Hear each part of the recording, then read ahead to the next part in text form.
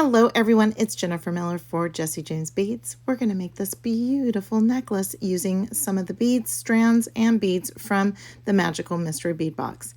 We have Emerald City, we have the Cowardly Lion, we have the Witch of the North. We're going to use some of the beads from there. We have the Poppy Fields. We're going to use one, and you'll still have two more left. And then we're going to use some of this gorgeous chain.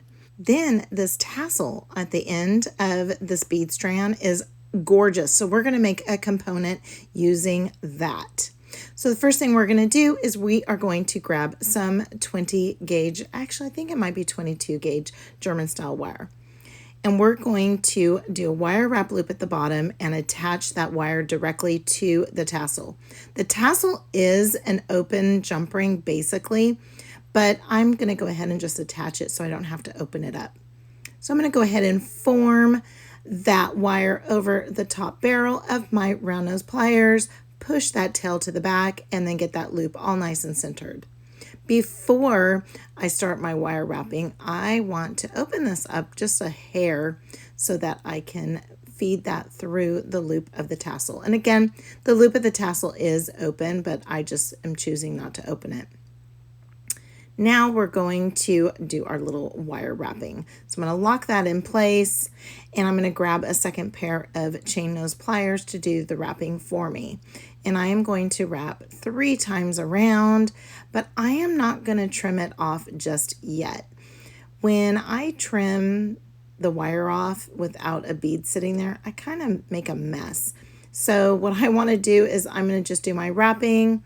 Then what I'm going to do is I'm actually going to cut off a piece of this because it's way long. And what I'm going to do is add my beads, and then I'll do the trimming later.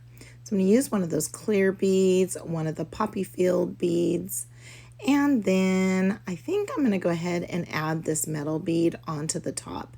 It's going to be super, super pretty. And we're going to thread that on. Then we're going to do a wire wrap loop up at the top, and I want my loop to kind of go opposite because I am going to attach this directly to my necklace, and I just want to make sure that I'm going to have my loops going in the right direction. So there we go there. We're going to go ahead and go with this. And I'm going to give it that 90-degree angle bend, and then come in with my round nose pliers, form that wire over the top barrel, rotate my wrist, push the tail to the back, and then get that all nice and centered before I do my wire wrapping. I'm going to come in with my chain nose pliers here. I'm going to lock that in place while I get that all nice and rearranged. And then we're going to bring in a second pair of pliers to go ahead and do my wire wrapping. And I'm going to go around 3 times. And when I go around the 3rd time, you really lock everything in place. And then it's just a nice, good, clean wrap. Now I can go ahead and come in with my chain nose pliers and trim off that top piece. And I have to remember to trim off the bottom piece. And then I need to get all of those little tails tucked in. So I'm going to trim off that bottom and then come in and start tucking in those little tails. And I like to grab a second pair of pliers just because my hands aren't real strong, my fingers aren't real strong. But I feel like I also have more control when I'm holding it with a second pair of pliers. So we're going to get that next one, that next tail up at the top, get that all nice and tucked in so it doesn't poke out. You don't want any of your wires to be poking out. And there we have our component, our little tassel component. Now what we're going to do is we're going to go ahead and start stringing on our beads. We're going to use some champagne medium extreme soft flex beading wire. So just in case, I brought in a lobster clasp and an extension chain, and I have some jump rings and everything, but I think we're not going to use it. We'll see. We'll just see. But first thing I want to do is go ahead and grab my beading wire. I love this beading wire. And I'm going to work from the spool. And over here to the left, you can see where I have my beads all lined up. I'm going to go ahead and start stringing just how I have them in order. And what I will do is, so that I don't have to bore you with my stringing, I'm going to go ahead and get these all strung up. And when I am ready to start adding the closures, I will come right back to you. And here we have it. We have this all nice and strung up, and again, it's just a very short piece of beads, but we are going to add that gorgeous, beautiful chain. And the first thing we need to do is we need to trim off this end. And I'm actually going to use these, probably the little dangle piece, I'm probably going to use them in a pair of earrings.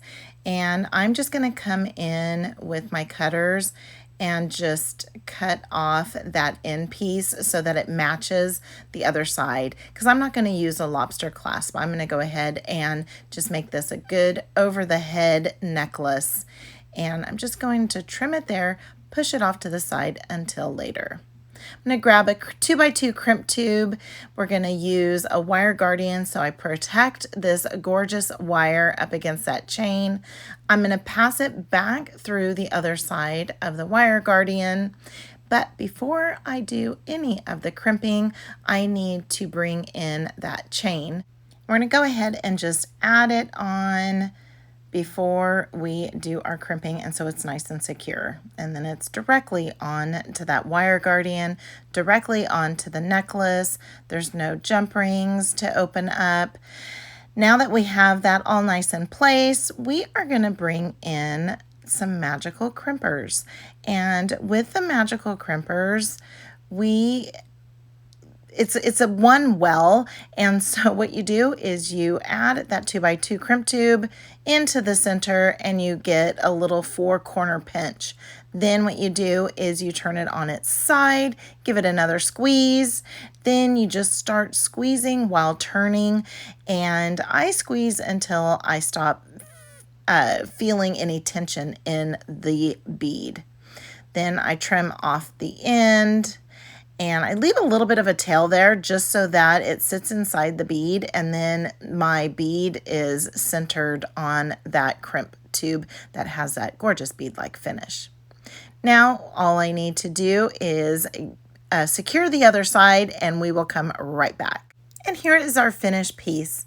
Thank you so much for watching, and I hope that this gives you some inspiration for designing with your Magical Mystery Bead Box. Thank you so much.